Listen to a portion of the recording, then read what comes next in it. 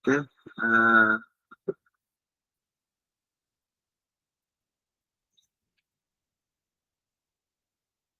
Mbak Azam Islami, bisa dikonfirmasi nama lengkapnya? Halo, Mbak Azam Islami. Ya. Sylvia. Oh, Sylvia. Oke, Mbak. Iya, aku bingung. Kayak apa cara zoomnya? Iya. Rupanya harus di-download dulu ya. Iya. Oh, Mbaknya belum download Google Meet ya? Belum, nggak tahu. Oh, ya harus harus download dulu. Iya. Ya, kita untuk tutorial online ini, kelas online ini biasa pakai Google Meet. Oke, oke. Oke, rekan-rekan sekalian, Bapak Ibu yang berbahagia. Assalamualaikum warahmatullahi wabarakatuh. Waalaikumsalam warahmatullahi wabarakatuh. Gimana kabar rekan-rekan sekalian? Sehat semua ya? Alhamdulillah. Jelas yang sempat join pada malam hari ini, semoga selalu sehat ya, tetap semangat mengikuti pembelajaran kita. Karena nggak terasa kita sudah hampir berada di penghujung semester 1 ya. Kita berada di akhir semester, karena insya Allah bulan depan itu kita sudah ulangan semester. Terkhusus kawan-kawan kita yang baru masuk ya di akhir-akhir semester, saya harap nanti bisa menyelesaikan tugas-tugas yang tertinggal, karena nanti saya akan rapel tugasnya mulai dari tugas 1 ataupun tugas 2 yang tertinggal. Nanti kawan-kawan bisa menyelesaikannya tepat waktu ya. Saya harap nanti kawan-kawan yang dapat rapel tugas nanti itu, yang tugas-tugas tertinggal, bisa menyelesaikan tugasnya di pertengahan bulan Desember ya. Nanti saya cek lagi jadwalnya kapan ujian atau ulangan semesternya itu dilaksanakan. Nanti kita tinggal menyesuaikan seperti itu. Itu sedikit pengantar ya, atau reminder buat kawan-kawan yang baru masuk, yang baru join di SKB Lojanan di akhir-akhir semester ini. Jadi perhatian ya.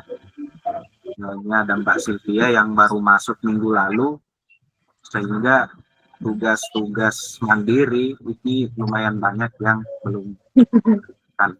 Oke. Ya, kemudian yang perlu saya sampaikan ini untuk tutorial online, sebenarnya kita ini terutama yang baru masuk ya.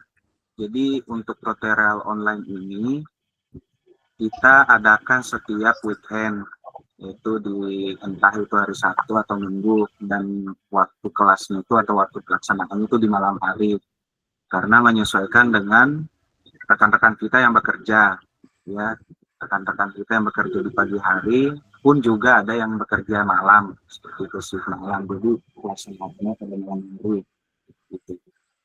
Dan yang kedua, saya berikan kelonggaran kepada kawan-kawan yang barangkali sedang sakit atau sedang sambil bekerja, gak apa-apa. Saat kelas ini dimulai nanti bisa di off cam saja, off cam, atau setelah kelasnya ini berjalan silahkan join aja sebentar kalau memang ada kesibukan yang sangat-sangat urgent atau mendesak itu, nggak masalah. Karena yang penting adalah kehadiran kawan-kawan dalam pelaksanaan tutorial online ini atau kelas online ini. Ya kan sayang kalau kawan-kawan selama semester ini tingkat kehadirannya sangat rendah. Ya, hadirnya dalam satu semester itu misalnya cuma 1 kali doang, 2 kali doang, itu tentunya berpengaruh kepada nilai. Tingkat kehadiran kawan-kawan itu sangat menjadi tolak ukur bagaimana nanti nilai kawan-kawan di rapor seperti itu. Ya, ini tuh pengantar sedikit. Ya, untuk pertemuan pada malam hari ini itu terkait dengan mata pelajaran PJOK ya, PJOK. Kawan-kawan tahu apa kepanjangan PJOK?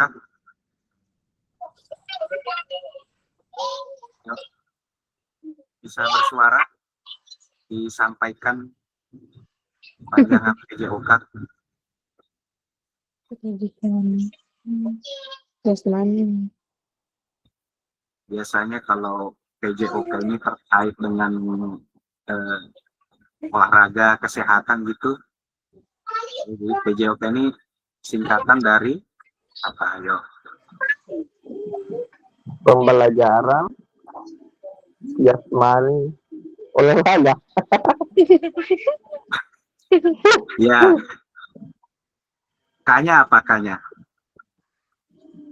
Kesehatan. Kesehatan. Jadi PJOK singkatan dari apa, Pak Malik?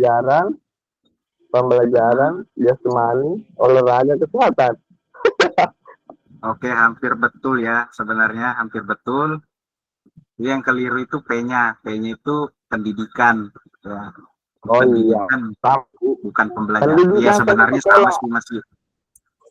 Ya, masih satu tujuan juga. Pendidikan dengan pembelajaran tuh masih dalam satu kegiatan yang sama, yaitu untuk memberikan pembelajaran lah. Ya, oke, makasih Pak Malik. Ya, jadi dalam materi kita hari ini, malam ini itu menarik ya kawan-kawan. Jadi PJOK ini kan pendidikan jasmani, olahraga, dan kesehatan. Yang mana biasanya dalam penyampaian materi ini kan dilaksanakan secara tatap muka. Nah, karena berhubung dalam kesempatan kali ini kita kelasnya itu online, tidak tatap muka, kan lucu kalau misalnya kita bahas tentang teknik bermain sepak bola di online, kan mestinya harus praktik langsung gitu di kelas ya secara tatap muka. Oleh karena itu saya coba memilihkan atau menyampaikan materi yang bisa kawan-kawan terima melalui pembelajaran daring ya, dan tentunya sangat relevan dengan kehidupan sehari-hari, yaitu tentang kesehatan pribadi dan sosial. Nah, ini bicara tentang kesehatan ya, itu kesehatan baik pribadi dan sosial. Jadi kita dalam pelajaran PJOK atau penjas ini ya, kalau dulu namanya penjas ya, penjaskes, kemudian berubah ke penjas orkes, sempat berubah ke penjas orkes, dan sekarang ini ya, sekarang ke PJOK. Sama aja sih penjas dengan PJOK. Ya, jadi dalam mata pelajaran PJOK ini kita tidak hanya berbicara tentang teknik-teknik dalam olahraga tertentu, ataupun kita harus bertatap muka, tapi bagaimana pemanasan atau pendinginan ya. Jadi PJOK ini lingkupnya sangat luas kawan-kawan, karena PJOK ini kan di akhir tadi ya, PJOK singkatannya pendidikan jasmani olahraga dan kesehatan. Jadi cakupannya sangat luas ya, itu juga mencakup tentang kesehatan ya, baik itu kesehatan kita pribadi dan juga sosial. Nah, maksudnya kesehatan sosial itu seperti apa? Nanti kita bahas di slide-slide berikutnya. Nah, dalam kesehatan ini ya sangat penting bagi kita untuk membangun gaya hidup sehat, aktif, dan berkelanjutan. Ini maksudnya di mana? Jadi kawan-kawan ya sangat penting itu membangun gaya hidup sehat ya, kemudian aktif bergerak, aktif berolahraga. Tetapi kalau tidak berkelanjutan, maka hasil akhirnya itu tidak akan maksimal ya, sama aja bohong. Misalnya dalam waktu seminggu nih kawan-kawan rajin olahraga, tetapi seminggu berikutnya dan seterusnya itu tidak berkelanjutan, tidak konsisten, maka juga itu hasilnya tidak akan maksimal seperti itu. Kemudian, nah, berikutnya adalah mengevaluasi risiko kesehatan. Jadi kawan-kawan, kenapa sih kita harus menjaga kesehatan kita karena yang paling urgent adalah risiko kesehatan. Kita menjaga kesehatan itu bukan tanpa tujuan, tapi ada tujuannya, yaitu kita harus menghindari risiko kesehatan. Nah, maka dari itu penting untuk kita mengevaluasi. Kita mesti memahami dampak gaya hidup kita sekarang ini terhadap tubuh kita, dan bagaimana cara kita mencegah penyakit yang tidak menular. Nah, biasanya penyakit-penyakit yang tidak menular ini cukup fatal ya risikonya, itu bisa berujung maut lah gitu. Itu salah satu penyakit yang sangat mematikan seperti serangan jantung itu kan merupakan penyakit tidak menular. Maka dari itu mulai dari sekarang kita harus menjaga kesehatan, kita harus screening, ya, kita harus mengevaluasi risiko kesehatan kita. Kita mesti tahu batasan-batasan mana yang sehat, mana yang tidak sehat. Nah, ini penyakit jantung, diabetes tipe 2, obesitas ini bisa dibilang sangat umum ya di sekitar kita. Ini merupakan penyakit-penyakit yang mematikan bila mana tidak segera ditangani. Dan yang paling penting adalah penyakit-penyakit ini timbul karena kurangnya pencegahan dari kita, kurangnya awareness terhadap penyakit-penyakit tersebut. Makanya kita mulai dari sekarang, ayolah mulai dari langkah-langkah kecil, kita mulai menjaga pola hidup sehat, ya, kemudian aktif berolahraga, dan tentunya dilakukan secara berkelanjutan gitu, berkesinambungan. Jangan hanya pada satu momen tertentu aja olahraganya. Setelah merasa bosan olahraga ditinggal, kembali lagi ke kebiasaan yang buruk, ya, mengonsumsi makanan-makanan yang tidak sehat, mengandung banyak lemak, ya, makanan berkolesterol. Nah, pola hidup yang seperti itulah yang bisa meningkatkan risiko kita untuk menderita penyakit-penyakit seperti ini. Ya, penyakit jantung, penyakit diabetes ini kan penyakit-penyakit yang kalau tidak dicegah itu bisa menimbulkan dampak yang fatal terhadap diri kita. Nah, ini seperti penyakit jantung. Penyakit jantung ini disebabkan oleh pola makan tinggi lemak, ya. Sudah makannya tidak sehat, ya, makannya sangat berlebihan, kalau sekali-sekali ya nggak apa-apa. Tapi kan pola makan yang sangat berlebihan, hari ini makan lemak, besok makan makanan yang tinggi lemak lagi, kan akhirnya pembuluh darah itu menjadi tersumbat, ya, sehingga darah yang dipompa jantung itu tidak maksimal, akhirnya menyebabkan penyakit jantung. Penyakit jantung itu kemungkinan untuk sembuhnya ya dari mukjizat Allah, ya. Rata-rata orang yang menderita penyakit jantung itu, ya, kita harus aware lah, kita harus hati-hati seperti itu. Nah, kemudian kurang aktivitas fisik, ya, dan hal-hal tersebut berisiko menimbulkan serangan jantung mendadak. Nah, ini serangan jantung sudah pasti, ya, itu akhirnya akan kembali ke Yang Maha Kuasa seperti itu. Kemudian diabetes tipe 2. Nah, ini kawan-kawan yang suka makan manis nih, hati-hati. Karena diabetes ini terkait erat dengan obesitas dan konsumsi gula berlebih. Jadi hati-hati yang konsumsi gulanya sangat tinggi, ya, suka makan manis, ya. Ini hati-hati terhadap penyakit diabetes. Boleh makan manis, tapi takarannya atau kadarnya itu dikurangi lah. Ya, misalnya kalau craving manis, ya sebisa mungkin dihindari lah snack-snack kemasan yang manis. Bisa alternatifnya itu ada buah-buahan misalnya.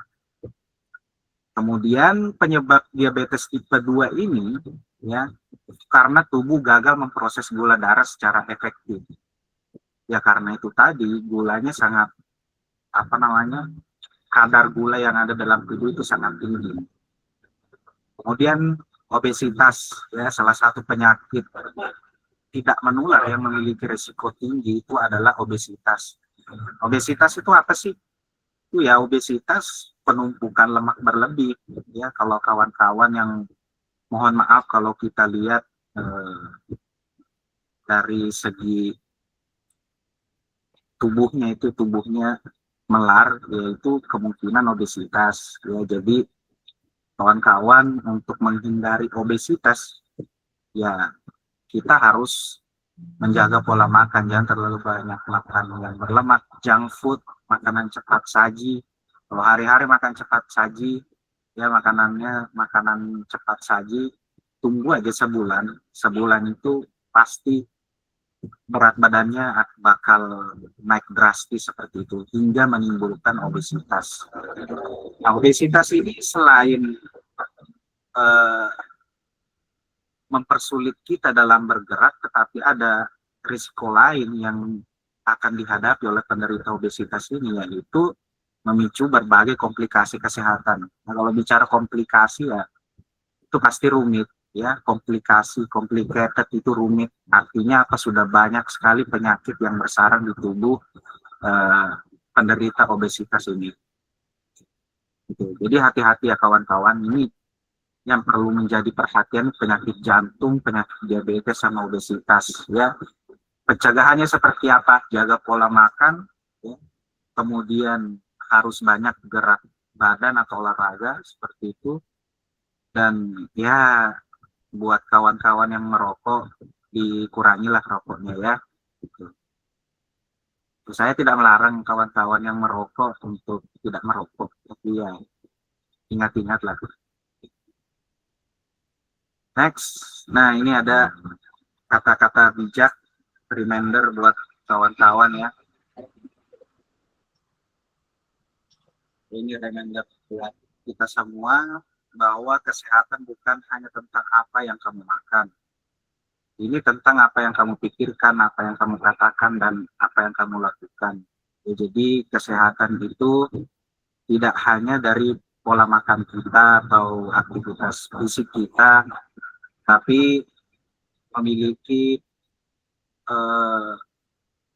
kita dalam berpikiran positif, kemudian berkata yang baik, itu juga sebenarnya ngaruh ke kesehatan. Kalau kita mempunyai positive thinking, ya kita setiap hari optimis, kemudian tidak terlalu banyak overthinking, ya. Jadi kawan-kawan, salah satu cara menjaga kesehatan itu jangan terlalu over lah dalam berpikir, ya, atau overthinking, kurang-kurangnya overthinking untuk demi kesehatan kita, baik itu kesehatan jasmani ataupun kesehatan mental. Nah, masih berkaitan dengan risiko penyakit yang tidak menular tadi, ya. Ini ada pencegahan agar kita bisa mengurangi potensi untuk terkena penyakit yang tidak menular tadi, ya, penyakit jantung, kemudian apa tadi, diabetes dan obesitas. Nah, caranya adalah yang paling mudah untuk kawan-kawan lakukan adalah ada anjuran dari Kementerian Kesehatan. Jadi kebanyakan dari kita di sini kan remaja, ya, ya kebanyakan sebagian dari rekan-rekan kita di kelas 10 ini adalah remaja. Ini dianjurkan untuk aktif bergerak demi investasi kesehatan jangka panjang. Jadi kesehatan itu sebenarnya investasi jangka panjang. Jadi sangat rugi kalau kawan-kawan tidak memanfaatkan masa muda ini untuk aktif bergerak, ya, menjaga kesehatan. Jadi menjaga kesehatan itu jangan pas sudah tua, tetapi di saat sekarang ini, di usia-usia produktif, ya sebisa mungkin, sesempat mungkin lah untuk berolahraga minimal 60 menit per hari. Kemudian intensitasnya tidak perlu yang terlalu sulit. Misalnya kawan-kawan kalau pagi hari kalau sempat, ya jalan kaki beberapa meter. Kemudian kalau weekend bisa ke gor Sempaja ataupun dimanapun kawan-kawan bisa melaksanakan olahraga lari atau jogging misalnya, karena manfaatnya sangat banyak sekali. Ya selain menjaga berat badan ataupun mengurangi berat badan, olahraga seperti itu tadi bisa memperkuat tulang dan otot. Karena sekarang ini kebanyakan remaja itu sudah mengalami yang namanya sakit pinggang, kemudian sakit lutut. Makanya kita kenal sekarang ini ada istilah remaja jompo. Kenapa remaja jompo? Karena belum masuk usia tua aja udah sakit pinggang, udah encok. Itu kenapa? Karena olahraganya kurang. Nah, makanya Kemenkes ini menganjurkan kita yang muda-muda buat rajin olahraga sesempat mungkin. Ini contohnya bersepeda, eh, jogging, futsal, ataupun berenang. Gitu. Nah, itu tadi kita bicara soal kesehatan pribadi ya, teman-teman. Menjaga pola makan, kemudian bagaimana cara kita menghindari penyakit-penyakit seperti penyakit jantung, diabetes, ataupun obesitas. Kemudian olahraga itu terkait dengan kesehatan kita pribadi. Bagaimana cara kita menjaga kesehatan kita sendiri. Nah, itu tidak hanya terbatas terhadap diri kita, tetapi kita sebenarnya juga punya kewajiban ya apabila nanti kita dihadapkan oleh situasi-situasi tertentu, maka kita juga punya peran nih untuk melakukan pertolongan. Nah, ini terkait dengan kesehatan sosial. Nah, ada sosialnya, berarti sosial ini bagaimana hubungan kita terhadap orang lain yang ada di lingkungan kita. Bagaimana peran kita di masyarakat. Nah, dalam konteks memberikan pertolongan pertama. Nah, makanya saya coba aja kawan-kawan untuk mengenal basic atau dasar ya prinsip-prinsip prosedur pertolongan pertama. Ini berkaitan dengan kesiapsiagaan. Jadi kita harus siaga dalam menghadapi situasi darurat untuk menyelamatkan nyawa diri sendiri dan orang lain. Assalamualaikum warahmatullahi wabarakatuh.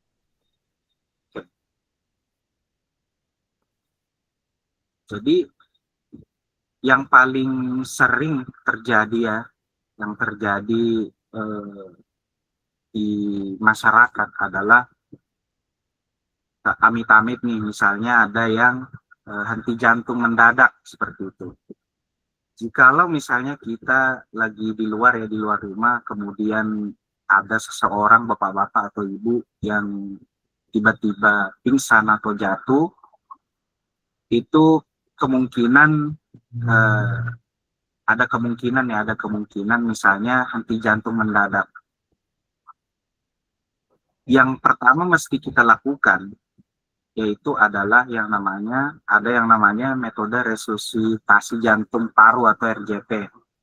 Ini adalah ilustrasinya ya, bagaimana nanti ini adalah metode untuk memancing jantung untuk kembali berdetak seperti itu. Nah, ini adalah prosedurnya atau langkah-langkahnya. Yang pertama adalah cek respon, tepuk bahu atau panggil korban. Misalnya kita sudah mendekat ke korban ya atau pasien, maka yang pertama harus kita lakukan itu adalah mengecek responnya. Itu bisa kita tepuk bahu atau memanggil korban ya. Misalnya dipanggil Pak, Bu, ya kita cek responnya. Kalau tidak merespon, maka kita harus berikan bantuan pernapasan. Ya, bantuan pernapasan itu bisa dilakukan dengan seperti ini, memompa jantung ataupun napas buatan.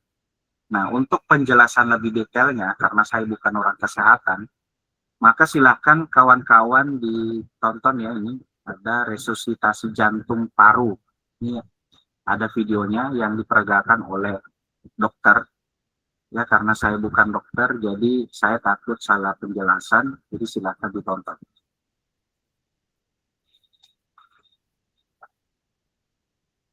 Assalamualaikum warahmatullahi wabarakatuh. Selamat pagi. Kita akan belajar mendemonstrasikan tentang basic life support atau bantuan hidup dasar. Ada 3 tahap penting dalam basic life support. Yang pertama, kita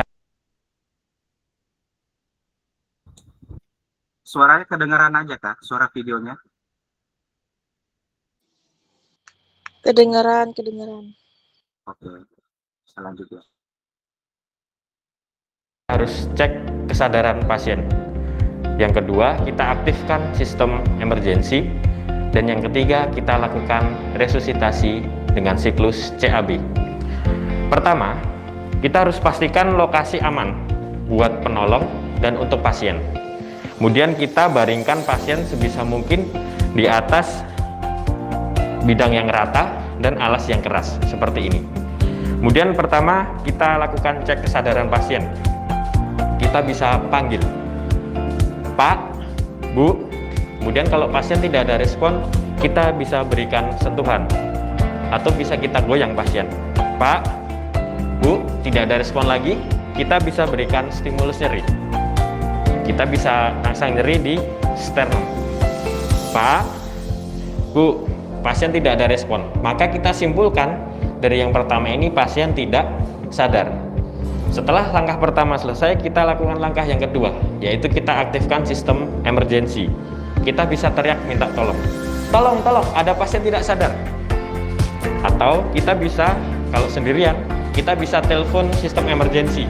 Misalkan kita bisa telepon rumah sakit. Minta tolong, ada pasien tidak sadar di jalan A. Kemudian kalau kita ada di rumah sakit, kita bisa aktifkan sistem code blue. Misalkan dengan pencet tombol tertentu. Code blue, ada pasien tidak sadar. Kemudian setelah kita aktifkan sistem emergency, kita lakukan langkah yang ketiga, yaitu resusitasi dengan siklus CAB. Sebelum kita lakukan kompresi, kita harus cek nadi. Maksimal 10 detik kita harus bisa menentukan pasien itu ada nadi atau tidak. Kalau kita ragu-ragu dalam 10 detik itu, maka anggap pasien tidak ada nadi. Oke. Kemudian setelah pasien dianggap tidak ada nadi, maka kita lakukan kompresi CAB. CAB ini pada pasien dewasa siklusnya adalah 30/2. Kedalamannya 5-6 cm dengan frekuensi 100-120 kali per menit dengan minimal interupsi dan recoil sempurna. Recoil sempurna itu artinya dada mengembang kembali setelah kita tekan, seperti ini. Nah, ini ada recoil sempurna. Baik, coba kita praktekkan 30/2 ya, sambil kita hitung. Ini titik kompresinya adalah di setengah bawah sternum, dengan dua tangan saling mengait. Kita tumpuannya adalah di tumit telapak tangan dan sikunya lurus. Kita berdiri, duduk di samping pasien. 1, 2, 3, 4, 5, 6, 7, 8, 9, 10, 11, 12, 13, 14, 15, 16, 17, 18, 20, 22, 4, 5, 6, 7, 8, 9, 30. Setelah melakukan 30 kali kompresi, kita akan memberikan ventilasi kepada pasien. Pertama, kita harus membuka jalan nafas pasien dengan triple airway maneuver. Kita bisa lakukan head tilt dan chin lift. Kemudian kita berikan ventilasi dengan teknik mouth to mouth. Artinya kita masukkan udara ke mulut pasien dengan cara kita tutup hidung pasien. Kemudian kita tiupkan udara, kita hembuskan nafas ke mulut pasien sambil melihat pengembangan dada dari pasien. Setiap kali hembusan nafas adalah 1 detik.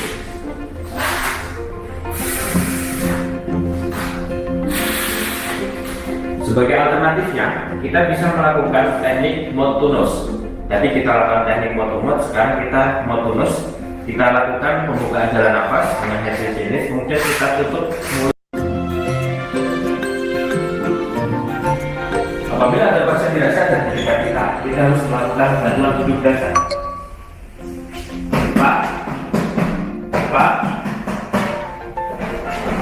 Pak, pasien tidak sadar. Pak, tolong, ada pasien tidak sadar, telepon ambulan. Kita lakukan cek nadi, maksimal 10 detik, tidak ada nadi, kita lakukan kompresi 30/2. 1, 2, 3,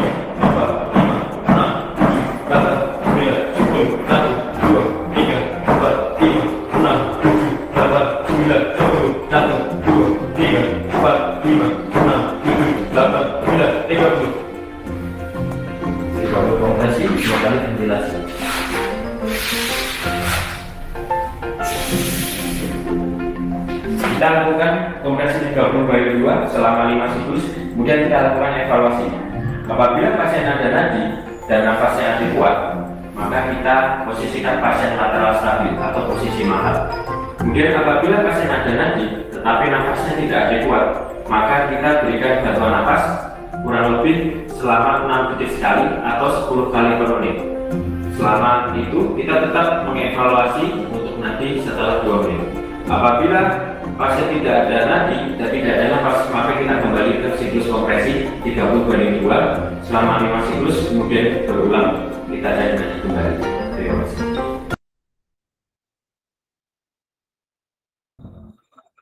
Oke. Jadi itu tadi ya peragaan terkait dengan resusitasi jantung paru. Jadi dalam melakukan metode seperti ini ya itu tidak boleh sembarangan. Jadi ada prosedur-prosedur tertentu ataupun teknik-teknik tertentu yang nggak boleh sembarangan dilakukan.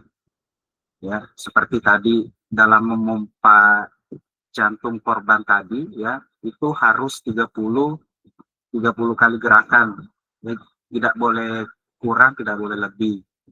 Dan jikalau tidak ada respon, ya tidak ada hasilnya dari proses memompa jantung tadi, maka bisa dilakukan dengan nafas buatan.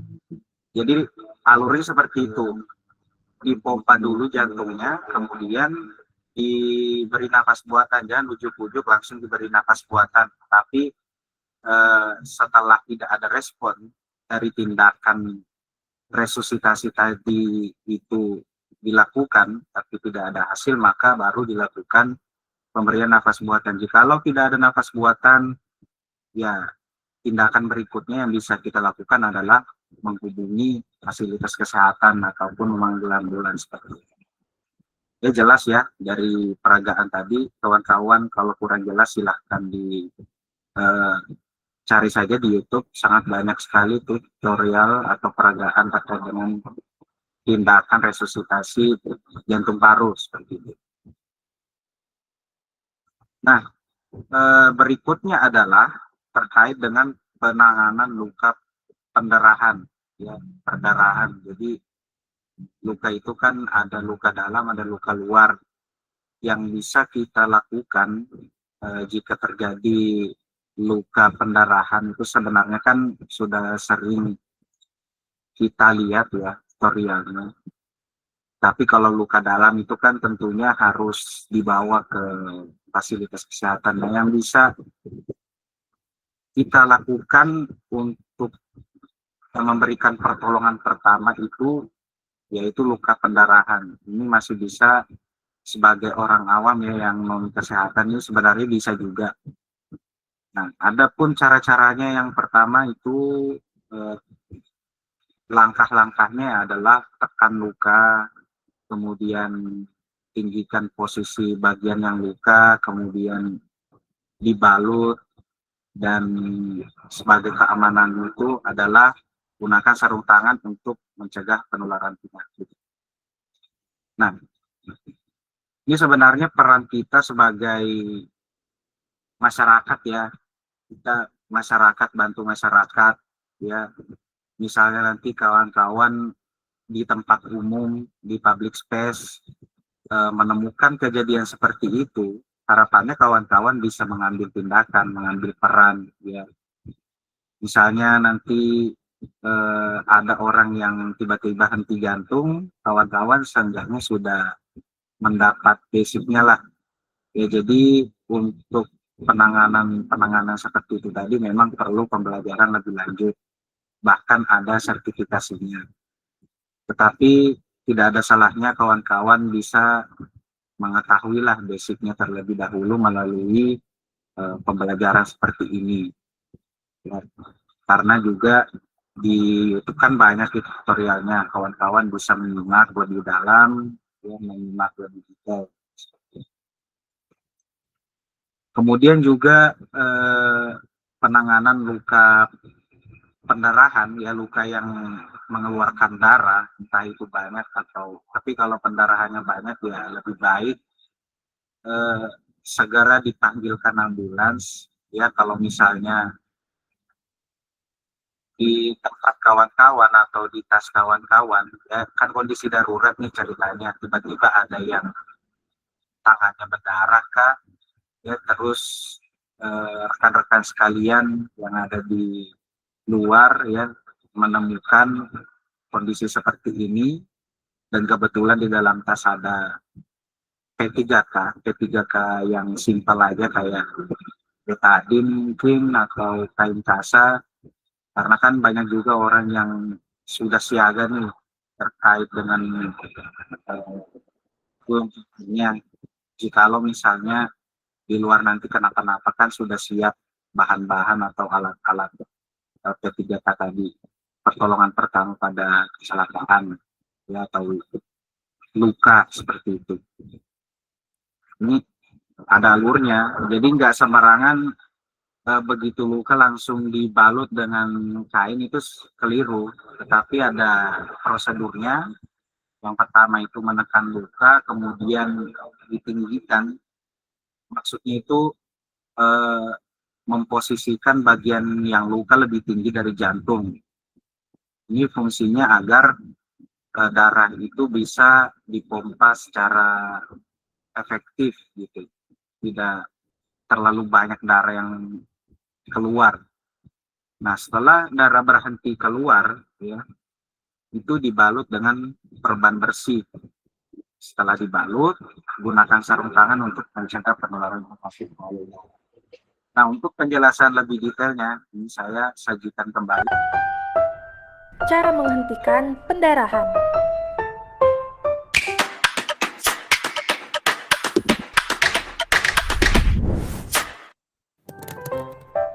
Yang pertama, tekan luka yang berdarah menggunakan kain bersih atau kasa. Segera panggil bantuan medis jika pendarahan sangat parah dan sulit dikendalikan. Yang kedua, ketika pendarahannya mulai berhenti, cuci luka menggunakan sabun luka. Yang ketiga, olesi luka menggunakan metcovazin reguler secara merata. Tahap akhir adalah tutup luka menggunakan perban.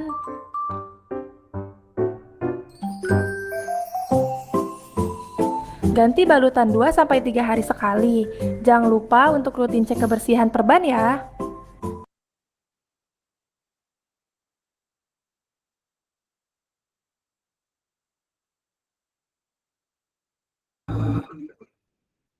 ya itu tadi ya, penanganan luka pendarahan, bagaimana cara mulai dari membersihkan luka, kemudian memberikan tadi obat merah ya, kemudian dibalut dengan perban.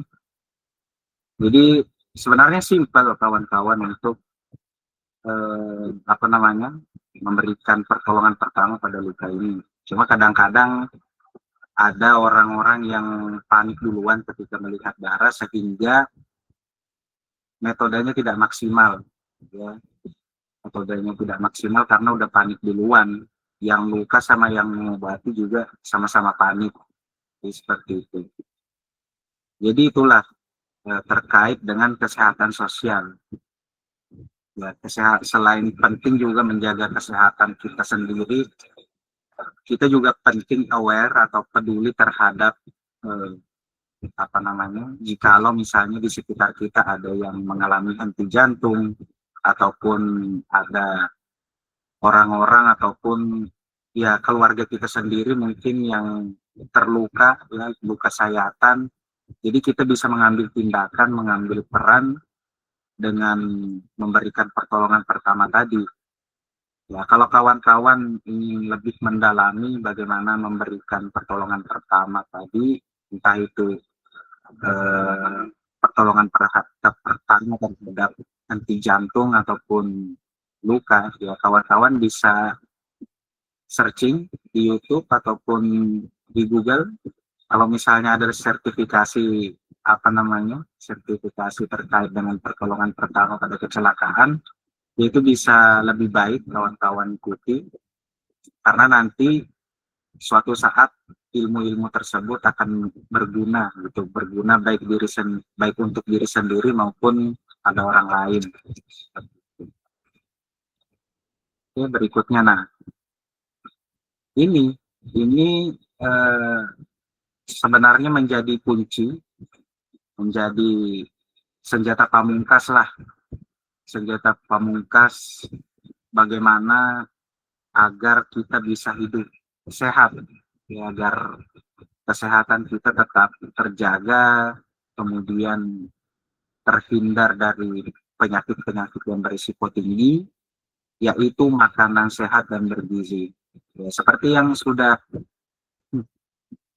kita singgung di awal bahwa makanan-makanan yang berlemak, ya, makanan-makanan yang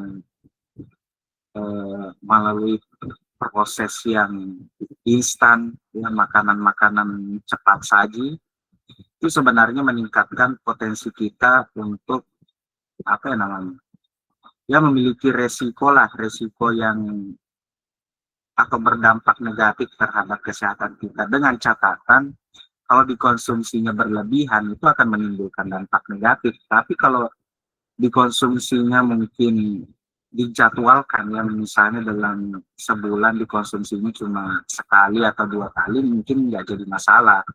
Tapi yang jadi masalah kemudian apabila makanan tersebut dikonsumsi berhari-hari, ibarat kata itu sudah menjadi makanan pokok. Nah, ini kawan-kawan perlu hati-hati.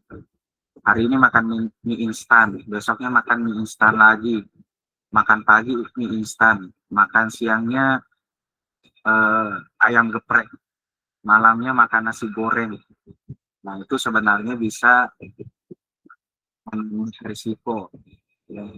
Tetapi kalau dikonsumsinya tidak berlebihan, ya oke-oke saja, fine-fine aja gitu. Nah, makanan sehat dan bergizi, kita mesti memilih asupan energi yang tepat untuk menunjang aktivitas fisik dan pertumbuhan remaja. Nah, kalau di sini kan di kelas 10 ini rata-rata masih remaja, ya, masih muda lah, usia-usia produktif. Nah, maka dari itu ini reminder buat saya, karena saya juga masih muda, masih sepantaran lah seperti kawan-kawan yang ada di sini, kecuali mungkin yang beberapa sudah ada yang lebih senior dari kita, ya, usia-usia 35 ke atas, 35 tahun ke atas. Nah, reminder buat kita semua yang masih muda, tidak terbatas untuk usia muda, tetapi Bapak Ibu yang sudah umur 35 tahun ke atas, ya, jagalah kesehatan Bapak Ibu, yaitu dengan mengonsumsi makanan-makanan sehat dan bergizi seperti itu.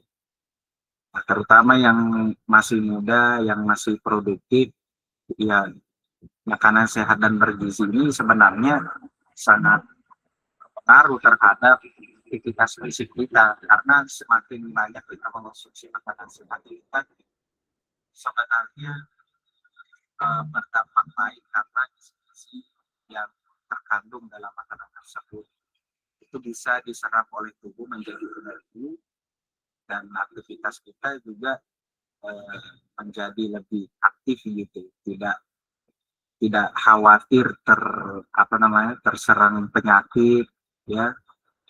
Kemudian terutama yang masih di bawah atau under 20, ya, yang umurnya masih di bawah 20 tahun, ini kan masih masa pertumbuhan. Saya tengok beberapa dari kita ini masih under 20 atau di bawah usia 20 tahun, maka penting buat rekan-rekan yang masih muda ini untuk lebih banyaklah mengonsumsi makanan sehat, kurang-kurangi junk food, fast food, ya, kurang-kurangi mie instan seperti itu. Dikonsumsi boleh, tetapi jangan berlebihan. Pola makan cerdas. Nah, salah satu cara untuk menjaga pola makan kita agar tetap sehat yaitu menerapkan pola makan cerdas. Sebenarnya banyak cara, ya, ataupun metode terkait dengan pola makan sehat. Kalau dulu kita kenal ada yang namanya 4 sehat 5 sempurna. Kemudian sekarang ini isi piringku. Nanti kawan-kawan bisa riset lebih lanjut ya, cari tahu tentang isi piringku.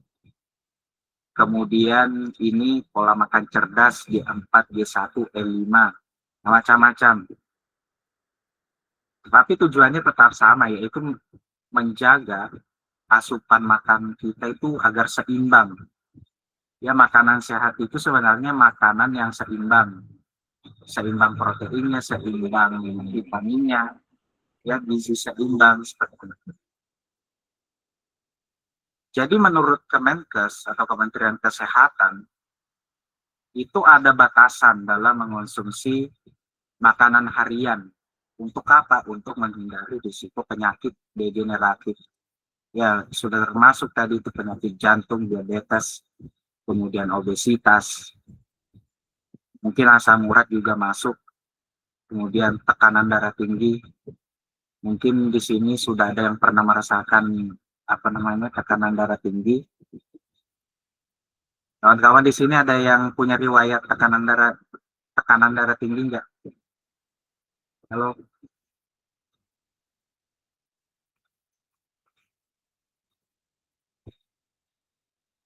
Ya, kalau dia berarti nggak ada ya, alhamdulillah. Tidak ada yang tekanan darah tinggi.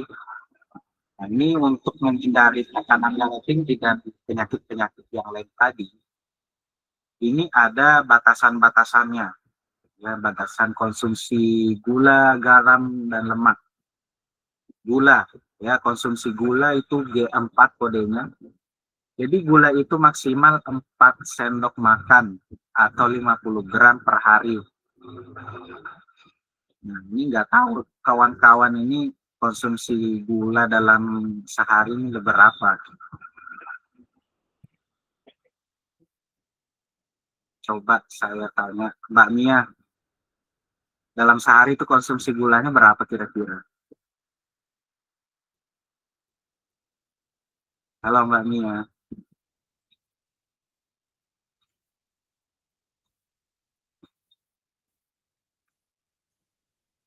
Oke, saya pindah ke Mbak Sylvia, masih standby di depan layar? Masih. Coba Mbak Sylvia dalam sehari itu asupan gulanya kira-kira berapa sendok makan? Sedikit aku tuh Mas, soalnya aku nggak pernah ngopi, nggak pernah ngeteh. Oh gitu ya. Iya, Jadi nggak. atas untuk tambahan bumbu masakan gitu mungkin ya. Iya, paling kalau buat bumbu masakan paling dikit ya, kali 10 graman kali. Ya benar-benar. Nah ini dipertahankan Mbak ya. Ini salah satu contoh asupan gulanya yang bisa dibilang sehat lah, karena ini kan maksimalnya 4 sendok makan nih ya. 4 sendok makan. Kalau hanya untuk bumbu-bumbu masakan sebenarnya itu kan takarannya sendok teh ya, nggak sampai 1 sendok makan. Terus ya, sekalian deh. Ini kan 4 sendok makan 50 gram per hari. Rekan-rekan kita yang di sini mungkin yang senang ngopi mungkin lebih dari 4 sendok makan ya. Karena beberapa orang, sebagian orang itu kurang seret gitu kalau kopinya nggak manis. Itu untuk gula ya. Untuk gula kawan-kawan diingat itu maksimal 4 sendok makan per hari. Nah, itu takaran pastinya 50 gram. Cuma kan kita ini punya sendok makan yang bentuknya beda-beda. Bisa jadi dalam 1 sendok makan itu gramnya beda lah, seperti itu. Kalau garam mungkin Mbak Sylvia berapa sendok teh dalam sehari konsumsinya? Garam tuh seberapa ya? Aku seneng asin soalnya. Kayaknya lebih dari 1 sendok teh ya. Iya, lebih kalau garam mah. Kalau garam memang. Itu kalau garam memang dalam masakan itu harus sering mungkin disendok-sendok terus, asin tambah lagi. Iya. Ya, ini kayaknya garam nih perlu hati-hati ya, kadang lebih ini. bablas. Jadi anjuran Kemenkes, garam itu maksimal katanya 1 sendok teh atau 5 gram per hari. Tapi itu relatif ya di kita. 1 sendok teh itu mungkin ada 1 sendok teh masih kurang asin, ditambah lagi, kurang ditambah lagi. Nah, nampaknya untuk konsumsi garam ini agak sulit ya. Tapi itu wartawan, garam ini sebisa mungkin dibatasi ya, maksimal 1 sendok teh 5 gram per hari ini menurut Kemenkes. Kemudian lemak ini itu bisa kita artikan sebagai bisa minyak goreng, margarin, mentega, seperti itu termasuk lemak semua sebenarnya. Terus kalau kita makan ayam itu ada bagian-bagian yang memang mengandung lemak yang tinggi, seperti kulit ayam itu lemaknya sangat tinggi sekali. Ataupun mungkin yang senang makan keripik khusus itu juga punya kadar lemak yang cukup tinggi sepertinya, dan ya mengandung kolesterol juga sebenarnya. Nah, untuk lemak sendiri itu maksimal 5 sendok makan per hari. Jadi sebenarnya lemak itu tidak melulu memberikan dampak negatif ya. Tapi lemak ini juga menjadi sumber energi kita untuk beraktivitas sehari-hari. Jadi lemak ini memberikan semacam apa ya? Di dalam tubuh ini sebenarnya butuh lemak juga, butuh lemak untuk bergerak. Nah, tetapi yang menimbulkan dampak negatif ataupun risiko yang sangat fatal apabila kalau lemak ini dikonsumsi berlebihan di luar ambang batasnya lah. Ini maksimal 5 sendok makan. Nah, takaran-takaran gula, garam, lemak ini untuk ukuran atau konsumsi dalam sehari ya, untuk sehari. Jadi untuk konsumsi gula sehari itu 4 sendok makan, kemudian garamnya 1 sendok teh per hari, kemudian lemak itu 5 sendok makan per hari. Nah, ini ada catatan kecil nih kawan-kawan. Hindari junk food yang miskin gizi tapi tinggi kalori. Junk food ini ya contohnya seperti ya kita sebut merek aja, dan KFC, yang McD, Burger King, sebenarnya itu junk food yang tinggi kalori tapi gizinya tidak maksimal seperti itu. Ya boleh, sekali lagi saya menggarisbawahi bahwa makanan-makanan cepat saji sebenarnya boleh-boleh aja dikonsumsi, tapi jangan terlalu berlebihan lah. Ya hari ini makan KFC, besoknya makan McD, besoknya lagi makan mie gacoan, begitu terus siklusnya selama seminggu. Nah, itu sebenarnya pola hidup yang kurang sehat. Mungkin kawan-kawan tidak akan merasakan dampaknya sekarang, tapi nanti pas tua ya sudah macam-macam itu, kena komplikasi pas sudah berusia di atas 40 tahun itu baru mulai terasa. Jadi kawan-kawan yang masih muda ini juga reminder buat saya pribadi, ya mulai sekarang diubahlah pola makannya. Seimbang. Kita tidak melarang stop atau berhenti sepenuhnya makan junk food, enggak, tapi seimbang lah ya, antara makanan-makanan yang tinggi kalori tadi dengan makanan sehat harus seimbang. Kalau bisa ya makanan sehatnya lebih tinggi lah porsinya, seperti itu, untuk menutupi kekurangan-kekurangan ataupun zat-zat yang kurang baik tadi dari makanan yang tidak sehat tadi. Maka makanan sehat ini akan menutupi ataupun membersihkan lah, seperti itu. Contohnya makanan tinggi serat seperti makanan tinggi serat pepaya mungkin ya, pepaya, kemudian buah-buahan yang biasa kita konsumsi itu sebenarnya tinggi serat, dan ini akan mereduce hal-hal yang negatif dari makanan tidak sehat tadi. Seperti itu. Nah, selain kita menjaga pola makan kita, ya, menyeimbangkan antara makanan yang bergizi tinggi dengan makanan cepat saji ataupun yang tinggi kalori, penting juga untuk kita menjaga gaya hidup sehat, ya, menjadikan gaya hidup sehat itu sebagai kebiasaan. Nah, itu dengan berkelanjutan. Jadi gaya hidup sehat itu agar hasilnya maksimal ya harus berkelanjutan, berkesinambungan. Jangan hanya gaya hidup sehat itu ikut-ikutan, FOMO. Sebenarnya nggak salah sih, kawan-kawan kalau FOMO terhadap hal-hal yang positif tidak salah. Ya, FOMO, teman-temannya ikut nge-gym, dia ikut nge-gym juga. Teman-temannya ikut event running, dia ikut juga. Kemudian kawan-kawannya ikut event olahraga lain juga, dia ikut ya. Sebenarnya nggak masalah. Tapi yang perlu digarisbawahi, apakah tren tersebut bisa berkelanjutan atau hanya sebentar saja. Nah, ini penting nih. Jangan sampai ya saran dari praktisi kesehatan sebenarnya yang sering saya dengar bahwa FOMO terhadap olahraga itu bagus. Yang penting dia konsisten.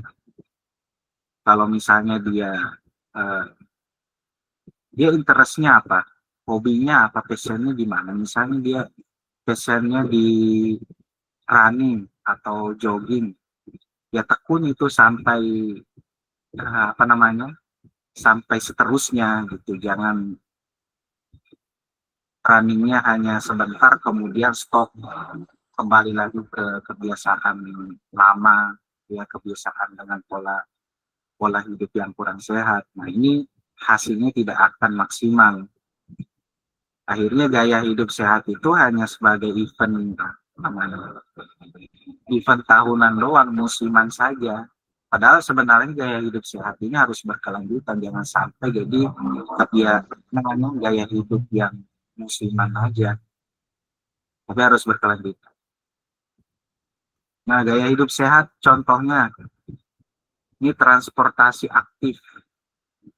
Jadi maksudnya transportasi aktif itu kita berpindah dari satu tempat ke tempat lain dengan melibatkan anggota badan kita. Kita yang bergerak untuk berpindah dari satu tempat ke tempat lain. Kita aktif. Ya, transportasi seperti naik motor, naik mobil itu sebenarnya kan pasif, bukan kita yang gerak, tapi mesin yang bergerak memindahkan itu dari satu tempat ke tempat lain. Beda dengan transportasi aktif seperti bersepeda.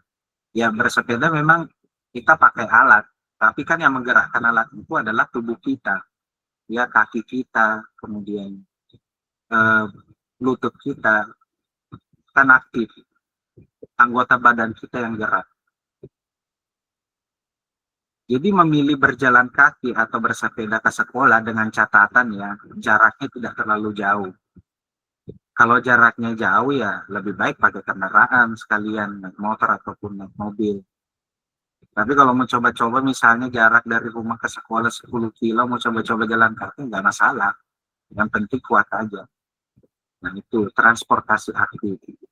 Ini bagian dari gaya hidup sehat karena dengan beraktivitas fisik tadi itu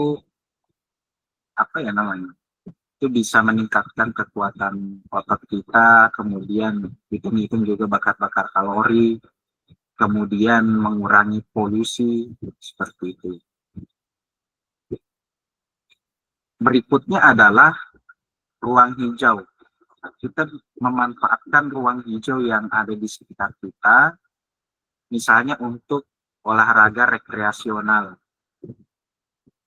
Kalau kawan-kawan sering lihat itu di taman kota kan banyak orang yang jogging, ya jalan-jalan santai seperti misalnya di apa namanya di tepian itu kan, di tepian Teras Samarinda kan kalau sore-sore tuh banyak orang yang jogging, gitu ya, bersepeda, ada yang senam. Itu sebenarnya bagian dari olahraga rekreasional.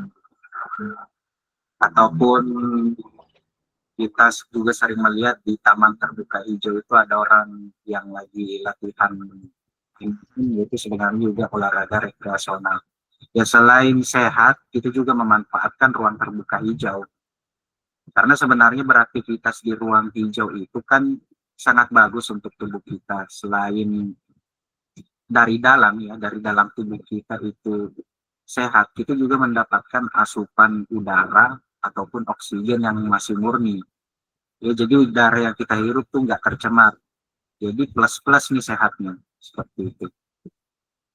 Nah, tujuannya apa? Yaitu menjaga kesehatan mental dengan koneksi alam. Nah, kalau kita lihat sesuatu yang asri, sesuatu yang rimbun, yang rindang itu kan membuat hati kita senang. Barangkali kita selama 7 hari pusing dengan pekerjaan, hektik, ya kita alokasikan waktulah untuk melihat tumbuh-tumbuhan yang hijau, berkunjung ke taman terbuka. Nah, ini sebenarnya bisa meningkatkan dopamin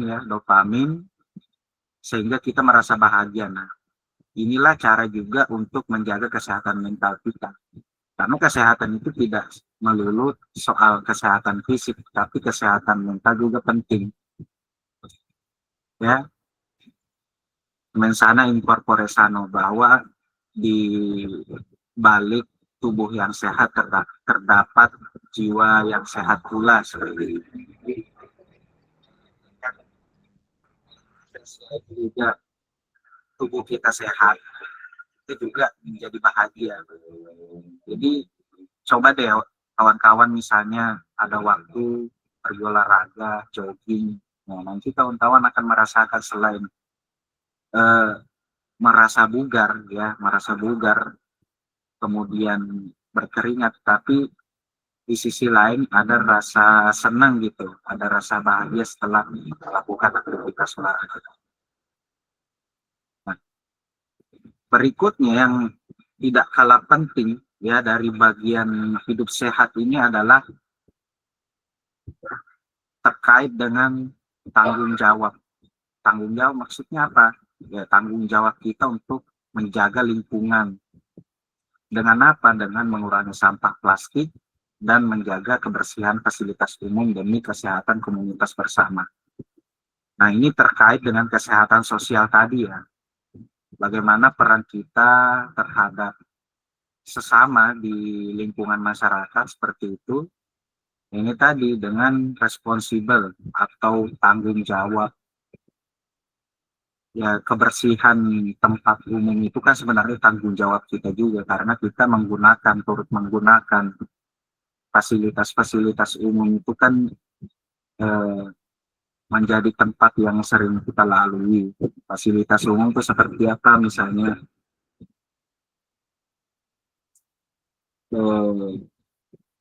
Ya di sekitar kita lah, di lingkungan sekitar kita menjaga kebersihan itu kan sebagai bagian dari tanggung jawab kita sebagai masyarakat lah, masyarakat seperti itu.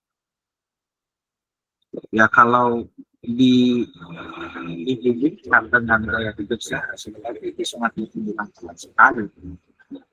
Kalau lingkungan kotor sudah pasti itu menjadi sarang penyakit, itu tidak sehat. Caranya bagaimana agar lingkungan kita menjadi bersih? Itu tadi kita memiliki rasa tanggung jawab. Jika kita melihat lingkungan kita kotor, ya kita bisa ambil inisiatif entah menggerakkan anggota keluarga kita ataupun kawan-kawan di sekitar kita untuk mengadakan gotong royong misalnya atau bebersih seperti itu. Karena nanti yang merasakan adalah selain kita pribadi tetapi juga orang-orang di sekitar kita. Ini gaya hidup sehat dan berkelanjutan. Transportasi aktif, ya kita bergerak aktif ke kantor jalan kaki, ke sekolah jalan kaki ataupun naik sepeda.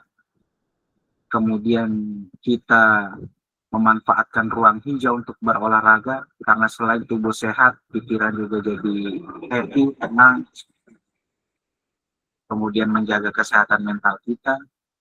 Kemudian yang gak kalah penting adalah tanggung jawab kita terhadap lingkungan. Kita mengurangi sampah plastik, kita menjaga kebersihan. Kemudian ketika ada sampah menumpuk, sampah berserakan, kita ambil peran atau inisiatif untuk memungut sampah tersebut dan membuangnya ke tempat sampah. Karena itu tadi, ketika tanggung jawab ini tidak dilaksanakan, maka lingkungan kita akan kotor. Ketika lingkungan kotor, yang pertama orang akan melakukan aktivitas di situ dan menjadi sarang penyakit.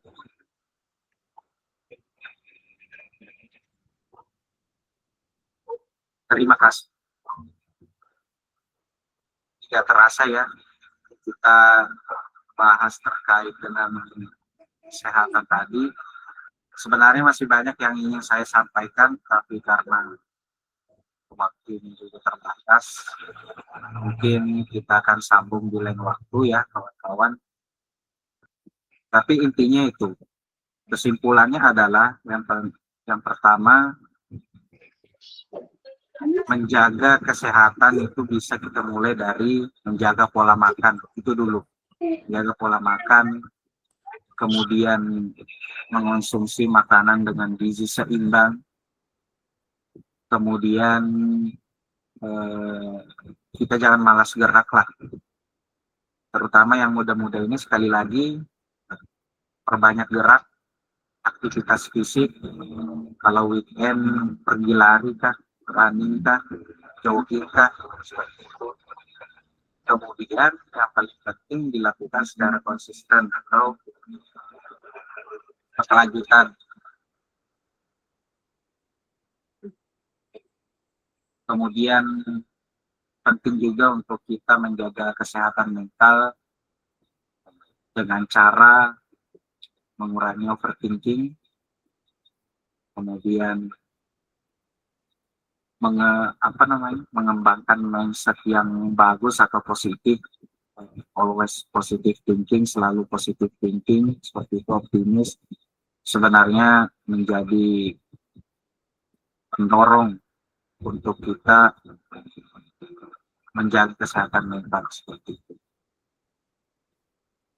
Mari mulai langkah kecil untuk kesehatan masa depan. Karena itu tadi, olahraga ataupun asupan makanan bergizi itu untuk investasi jangka panjang. Karena sebenarnya menjaga kesehatan itu tidak sesulit yang kita pikirkan. Tapi yang sulit nanti itu kalau kita sudah terkena penyakit, itu pasti pusing. Silahkan kawan-kawan renungi. Ya, kita akan bahas topik-topik yang menarik lainnya di lain waktu. Oke, di akhir pertemuan ini saya beri kesempatan kepada kawan-kawan untuk mengajukan pertanyaan. Silahkan kalau ada yang ingin ditanyakan, boleh terkait dengan materi yang dinikah ataupun terkait dengan pembelajaran kita. Masih ada waktu 15 menit sampai 9.30 ya.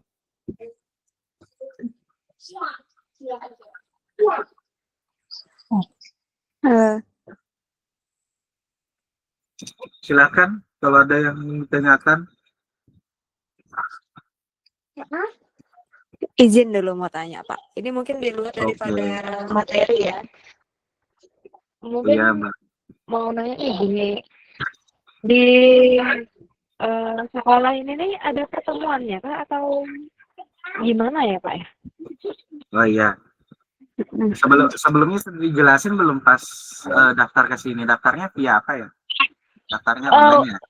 Oh iya, WhatsApp aja kemarin sama Mbak Vera, karena kan ada salah satu guru kan di sini nawarin, ayo mau ikut kah join. Tapi Oh, ya cuma lewat mbaknya domisili di mana sih? Tinggal di mana? saya lo duri. Kalau Duri. Situ Heeh. gurunya siapa? Siapa kemarin yang mengarahkan? Bu Rusmina sama Bu ini nah, bentar aku buka WA. Sama Ibu daftar kemarin nih sama Bu Jamilatun. Oh, Bu Jamila. Heeh. Oke. Terkait dengan pertemuannya ya. Jadi ini sudah termasuk pertemuan sebenarnya. Nah, jadi di SKB itu sebenarnya kita ada 3 metode pembelajaran. Istilahnya itu blended learning. Jadi campuran antara sinkronus dan asinkronus. Maksudnya apa? Jadi kita ada pembelajaran secara online atau daring dan pembelajaran secara tatap muka.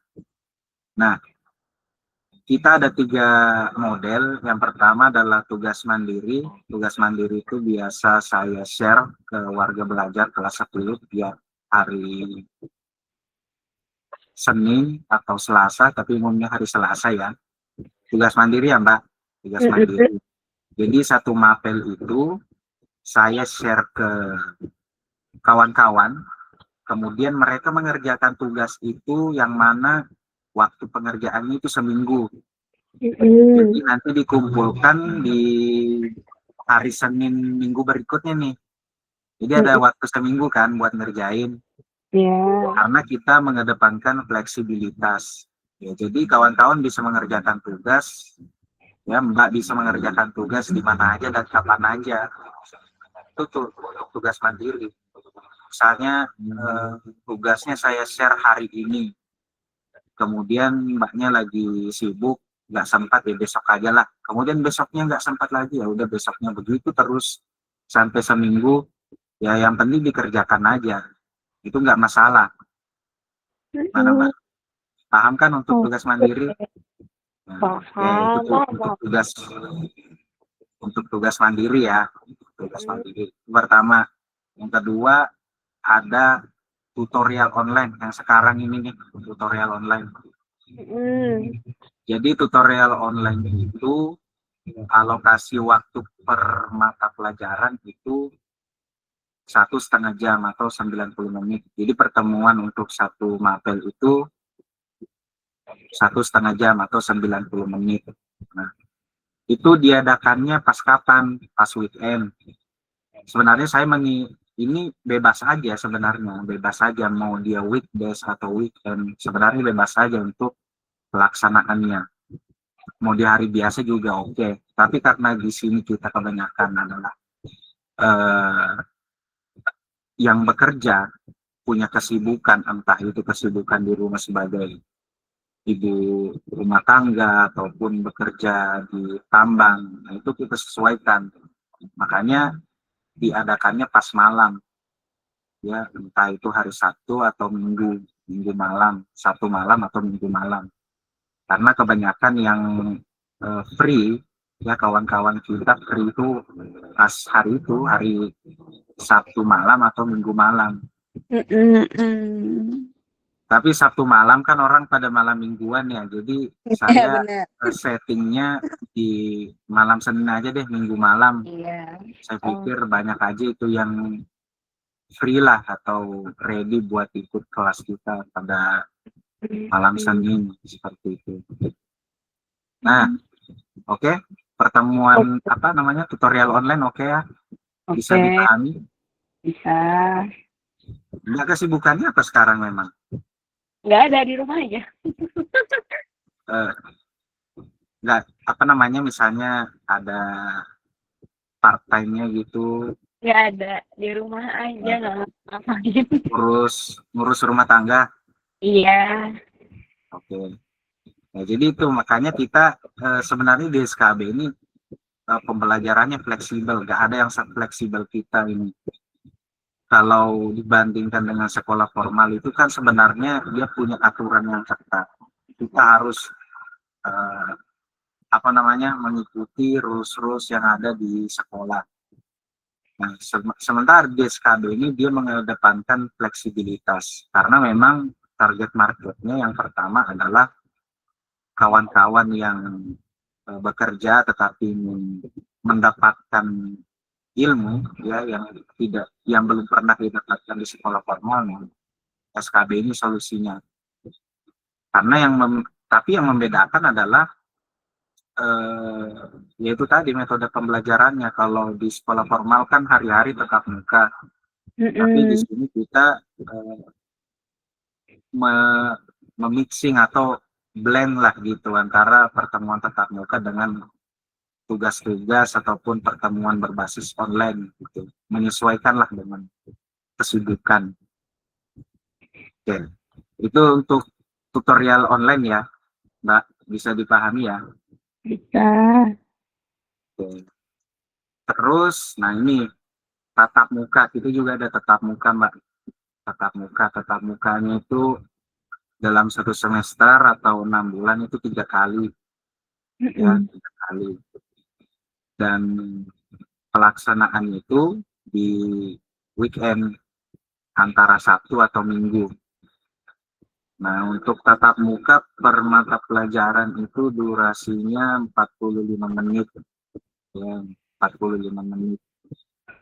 Dan waktu pelaksanaannya ya kembali ke kesepakatan aja. Kalau banyaknya yang sempat pas siang hari ya kita tatap mukanya siang. Kalau sempatnya pagi ya pagi. Kembali lagi ke kesepakatan warga belanja.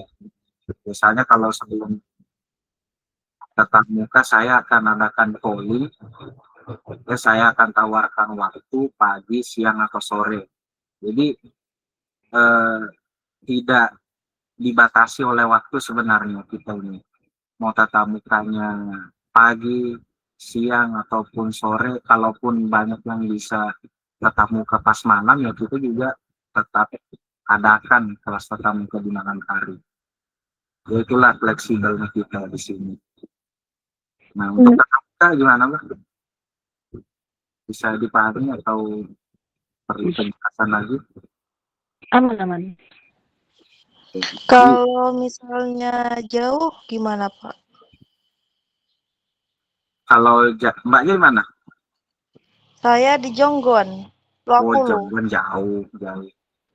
Jonggon itu di sana ada Pokjar sih. Pokjar Jonggon, tapi untuk kelas 12. Kelas 10 kita terfokusnya di Lojanan semua. Jadi kalau misalnya ada rekan-rekan kelas 10 yang ada di luar Lojanan, seperti Mbak Isna ya ini, Mbak Isna. Iya. Jadi kalau misalnya ada tatap muka ya, kalau sempat ataupun ada, tapi kalau yang jauh-jauh seperti Mbak Isna ini kan di Jonggon, kita nggak bisa memaksakan untuk ikut tatap muka di Lojanan. Dan kan nggak mungkin juga mau ikut tatap muka di Pokjar kelas 12, ya kan? Jadi bagaimana untuk menutupi atau pengen tatap muka ya. Kalau misalnya Mbaknya sempat ke Lojanan ya disempatkan. Tapi ada alternatifnya Mbak, rajin-rajin aja ikut kelas tutorial online ini. Ya, supaya tetap kehadirannya bisa dipertimbangkan lah. Karena kalau yang jauh-jauh ini kan sebenarnya jadi pertimbangan kita juga. Kita nggak bisa memaksakan dulu untuk tatap muka di Lojanan kan bahwa jauh. Seperti itu. Jadi untuk Mbak Isna ya saran saya rajin-rajin aja ikut tutorial online. Karena sebenarnya bobotnya itu sama kita tatap muka. Cuma bedanya kan ada perantara media lah. Ya, ada perantara media. Kalau tatap muka kan secara langsung. Jangan. Tapi tutorial online ini ada perantara media juga. Tapi sebenarnya sama aja sih esensinya kita bertatap muka walaupun mungkin beda jarak aja. Seperti itu. Ini Mbak Isna nggak masalah sih kalau misalnya yang pertama kalau sempat kalau jalan untuk tatap muka ya silahkan. Tapi kalau tidak sempat kan tentunya kita memahami lah, kita mengerti bahwa jaraknya jauh, Jonggon itu jauh banget. Mana Mbak Isna? Bisa dipahami? Jadi kalau misalnya kita nggak bisa ke Lojanan, nggak apa-apa kah? Nggak apa-apa. Banyak juga yang kelas 10 ini dari Jonggon. Ya, orangnya ada enggak? Ya. Kayak Pak Sutrisno nih, Jonggon jauh juga. Nggak masalah kalau misalnya nggak hadir tatap muka. Tapi bukannya saya melarang ya untuk datang tatap muka. Tetap misalnya kalau sempat ada yang antar, nggak apa-apa datang ke SKB Lojanan untuk tatap muka. Ya, ya. Itu ya Mbak Isna. Ya, siap. Oke. Ya, ada lagi yang ingin ditanyakan? Ini Silakan. gedungnya yang depan Puskesmas Batuah tuh Pak ya? Bukan, di depan Puskesmas Batu itu rumah saya. Oh Iya, kira aku yang di itu depan di Puskesmas. lain. Gimana? Itu depan Puskesmas itu rumah saya. Nah, kalau SKB Lojanan tuh di Mbaknya tahu Masjid Cengho nggak? Iya, tahu. Cengho kalau dari arah Balikpapan itu setelah Masjid Cengho kurang lebih 300 meter lah setelah Masjid Cengho. Sebelah Yang kiri. yang gedung merah putih itu kan? Nah, betul. Nah. Itu Oh, gedung kita. Oh iya. Jadi di Maps itu udah ada sebenarnya, cuma namanya belum ada. Maksudnya dari apa namanya tampilan atasnya itu tampilan satelitnya itu udah ada bangunan kita. Cuma namanya memang belum ada. Namanya biasanya kan di Google Maps itu tercantum tuh namanya SKB Lojanan, ya kan? Tapi ini sementara masih pengajuan sih. Oke.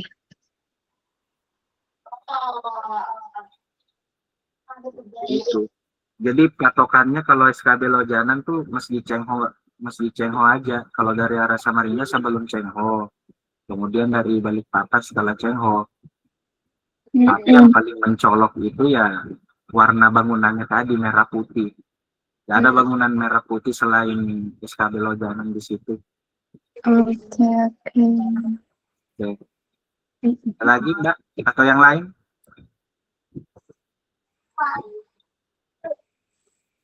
Mbak Sylvia, ada lagi yang mau ditanyakan? Udah, cukup. Cukup ya. Yang lain gimana? Amankah? Assalamualaikum Pak Tutor. Waalaikumsalam, Mbak Risma. Ya, Silakan. mohon maaf ya, soal lambat join Nggak apa-apa. dari PMI tadi soalnya. Oh iya, Masih di RS ini soalnya. iya Mbak. Turut prihatin ya. Ya, makasih Mas ya. Iya. Gimana Mbak? Ada yang mau Kalau disampaikan bertanya atau ditanyakan? nggak ada, cuma itu aja mau ngomong maaf terlambat joinnya. Nggak apa-apa, saya paham aja kok. Yang penting sudah konfirmasi sebelumnya Mbak. Oh iya. Makasih ya Pak Tutor ya. Konfirmasi aja kalau ada apa-apa konfirmasi aja. Oke, di copy. Assalamualaikum. Waalaikumsalam. Yang lain, adakah beberapa Mbak Bu?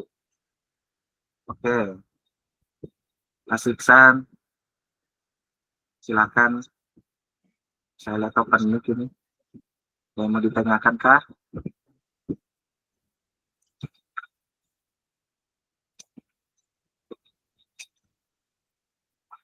Tampaknya tidak ada ya. Sudah cukup ya. Kalau misalnya ada yang perlu ditanyakan, japri aja. Chat saya.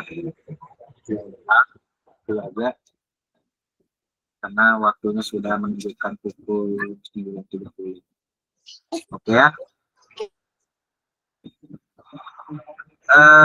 Sebelumnya buat kawan-kawan silahkan kita open cam dulu ya buat dokumentasi. karena untuk setiap pertemuan memang sangat penting untuk dokumentasi seperti itu. Jadi yang bisa open cam silahkan open cam, dibuka kameranya. Harap kemana apa? Begini aja.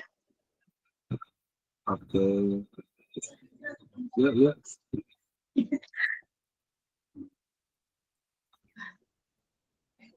Oke. Ini yang sempat buka kamera silahkan di open cam.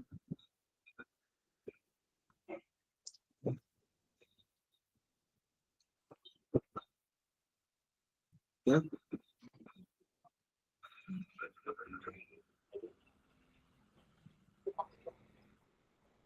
Saya screenshot ya.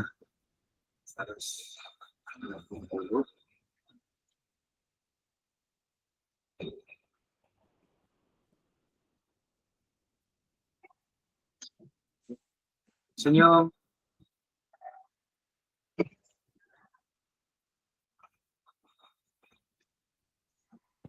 Oke. Sekali lagi ya. Anak Kiki do, foto Kiki. Tapi belum dipoto sih.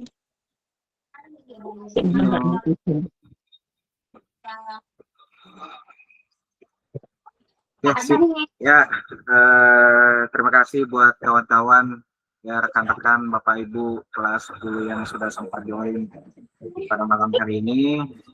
Semoga apa yang saya sampaikan bisa menjadi manfaat buat saya pribadi dan juga tentunya buat kawan-kawan sekalian. Jikalau ada materi yang kurang dipahami, ya mungkin bisa di searching di Google atau ditanyakan langsung kepada saya. Mungkin itu yang dapat saya sampaikan. Saya mohon maaf bila mana ada salah kata. Dan sampai ketemu lagi di tutorial online berikutnya. Tetap semangat ya kawan-kawan, kita sudah berada di penghujung semester 1. Silahkan di-review kembali soal-soal tugas mandiri yang sudah pernah saya share. Karena soal yang keluar gak bakal jauh dari materi-materi itu. Dan kawan-kawan yang pendatang baru ya, Mbak Sylvia, Mbak Isna, banyak tugas yang terlewat ya, miss. Mohon kesiapannya untuk mengerjakan setumpuk tugas yang mungkin pertengahan Desember nantilah saya share kapan deadline-nya. Ya, Ini tuh baik ya Pak. kawan-kawan. Oke, terima kasih ya. Terima kasih sudah join. Ada Mbak Isna, Mbak Sylvia, Mas Iksan, Mas Joshua, Bu Sugima, Mbak Mia, Mbak Neneng, Mbak Ririn, Mbak Risma, Bu Sutati, Mbak Yulia, dan Pak Sutrisno. Terima kasih kawan-kawan. Saya tutup. Wassalamualaikum warahmatullahi wabarakatuh dan selamat malam. Saya end meetingnya ya. Dadah. Oke.